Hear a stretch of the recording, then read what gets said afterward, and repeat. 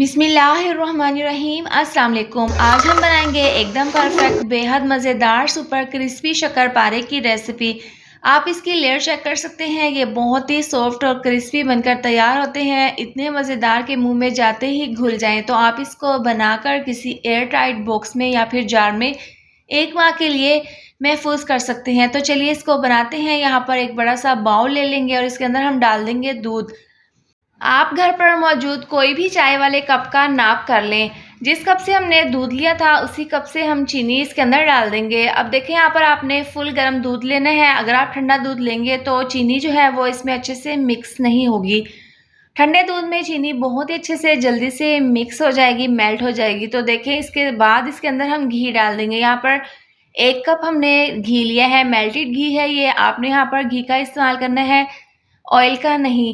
तो देखें, जिस कप से हमने दूध और चीनी का नाप लिया था उसी से हमने घी का नाप लिया है। तो देखें, घी को आपने दूध और चीनी जब मिक्स हो जाएगी तो इसके बाद आपने घी डालकर इसको मिक्स कर लेना है। अब यहाँ पर मैदा है 300 ग्राम। अगर कप का नाप करें तो 3 कप ये है मैदा के।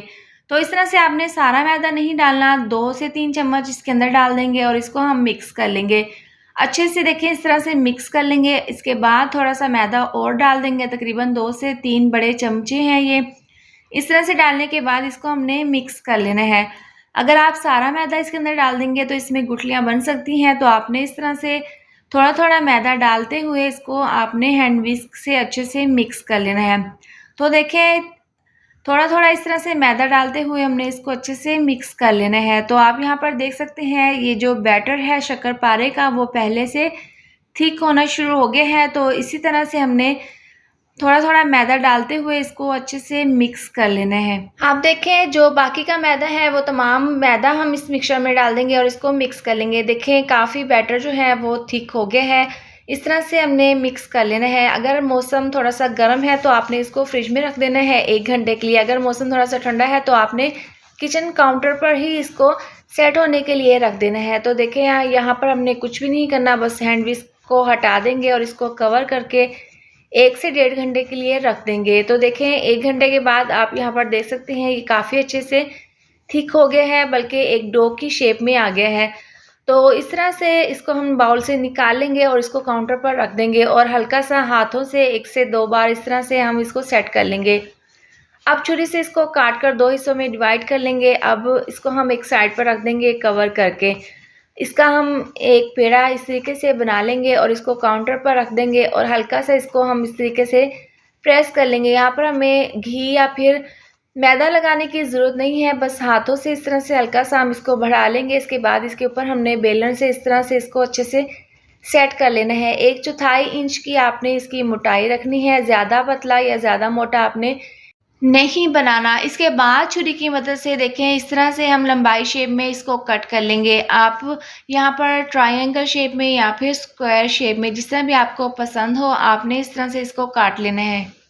बहुत कम सामान में ये ढेर सारे शक्करपारे जो हैं वो बनकर तैयार हो जाते हैं और खाने में इतने मज़ेदार के मुंह में जाते ही घुल जाएं। आपने इसको बनाकर किसी एयर टाइट बॉक्स में या फिर जार में डालकर आप इसको 1 माह के लिए महफूज कर सकते हैं और जब भी आपका दिल चाहे तो आप इसको खा सकते हैं। ये बहुत ही फ्लेवरफुल शक्करपारे बनकर तैयार हो जाते हैं। चाय के साथ आप इसको सर्व कर सकते हैं।